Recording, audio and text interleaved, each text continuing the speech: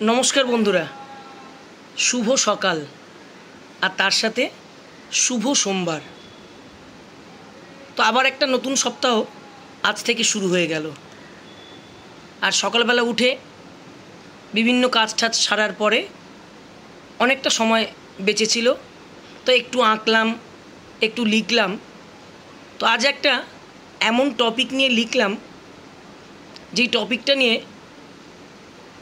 বহু সময় ধরে নানান মজার মজার ঘটনা চলে আসছে, টপিকটা নিয়ে আলোচনা হয়ে আসছে, কিন্তু টপিকটা একই রকম থেকে গেছে।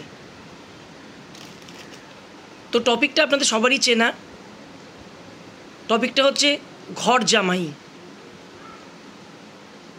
ঘর জামাই যারা থাকেন তাদেরকে নিয়েই এইটা লেখা।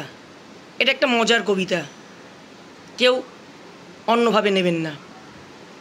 তাহলে শুরু করছি আজকের আমার লেখা একটি কবিতা, ঘর জামাই।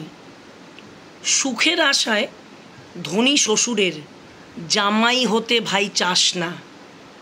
সুখের আশায় ধনী শ্বশুরের জামাই হতে ভাই চাস না।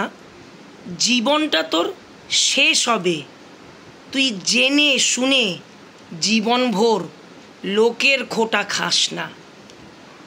শালপাতার থালারে ভাই মায়াপুরের দই। শালপাতার থালারে ভাই মায়াপুরের দই।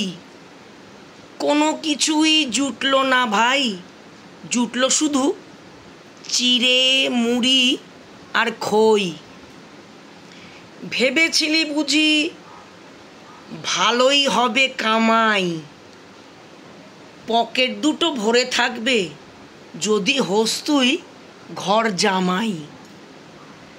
নিজের বাপের ভিটা ছেড়ে এসে লাজুক চোখে মুচকি হেসে শ্বশুরের ভিটা ভালোবেসে শেষে কিনা গেলি ফেঁসে।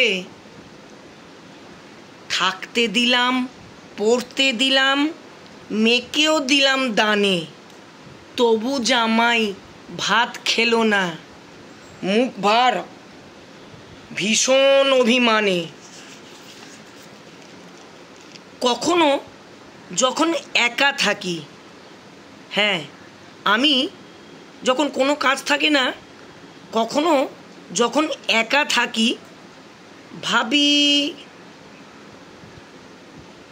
তোর কথা।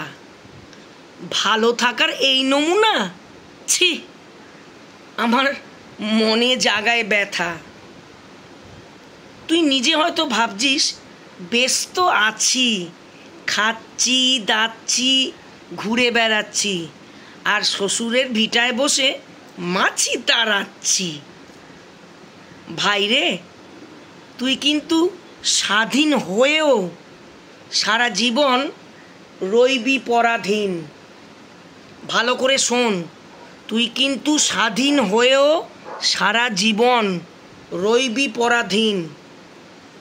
স্বপ্নগুলো তোর সব ফ্যাকাশে, বাস্তবটাই রঙিন। হ্যাঁ, তোর স্বপ্নগুলো সব ফ্যাকাশে, তোর বাস্তবটাই রঙিন। নমস্কার।